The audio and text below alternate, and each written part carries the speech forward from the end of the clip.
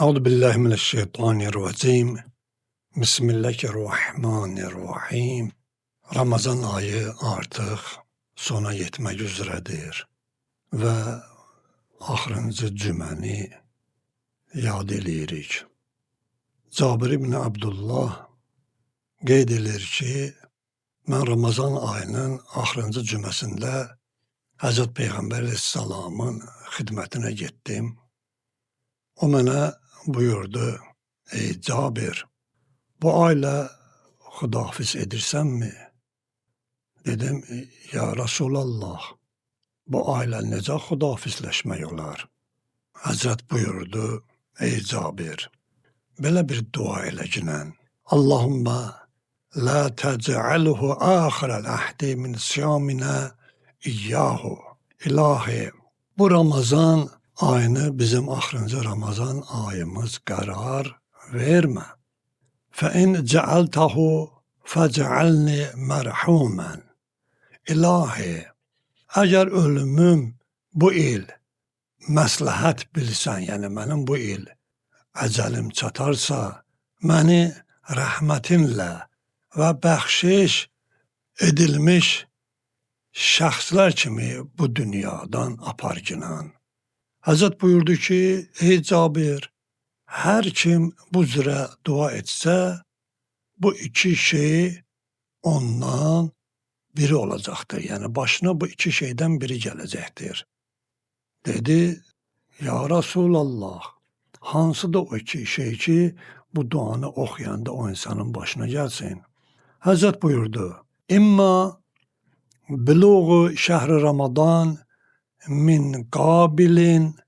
Həzrət buyurdu ki, ey Cabir, ya gələn Ramazan ayına salamat çıxacaq, ya da ki, ikincisi budur ki, və imma bi gufranillah və rəhmətihi, ya da ki, bağışlanmış və rəhmətlə dünyadan köçəcəkdir.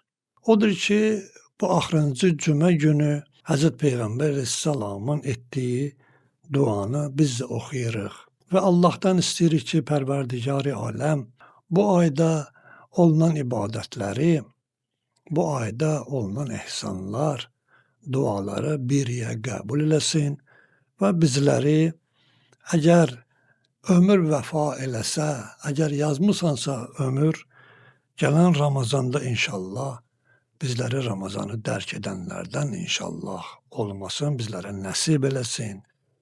Və əgər yox, ömrümüz tamam olubdursa, ilahi, bizləri bağışlayaraq və mükafat verilmiş şəxslər kimi bu dünyadan əbədi dünyaya inşallah apar ginan. Yəni, bu duanı hər bir mömin etməsi Peyğəmbər əleyhissalamın buyurduğu ilə tövsiyə olunur.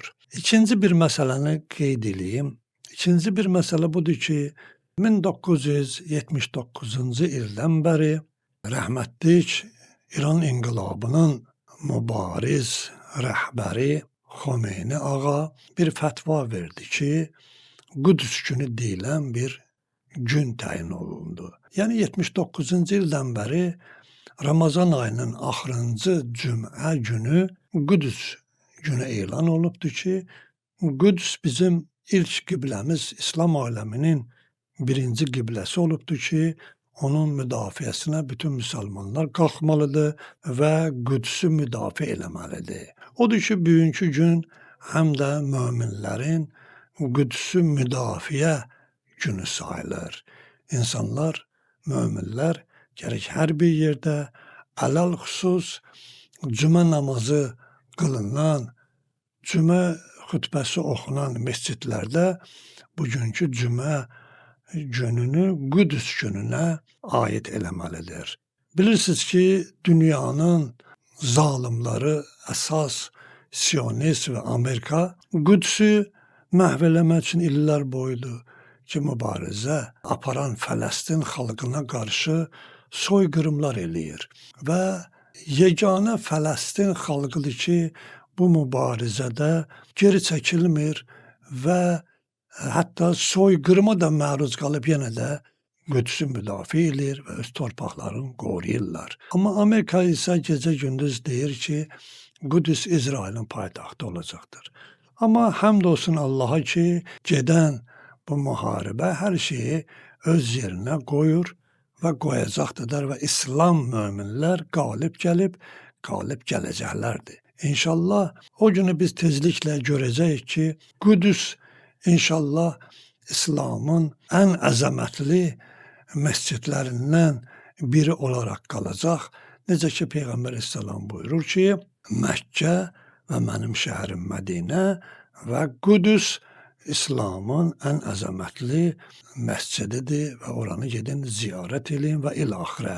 Ona görə də lazım ki, bugünkü gündə, Qüds günündə hər bir mömin, müsəlman öz mövqeyini söyləməlidir. Amma təəssüflər olsun ki, bizdə olan bəzi ruhanilər deyim, bəzi möminlər deyim, bu şeylərin üstündən səthi ötüb keçirlər. Heç elə bir dünyada nə Qüds var, nə Qüds günü var.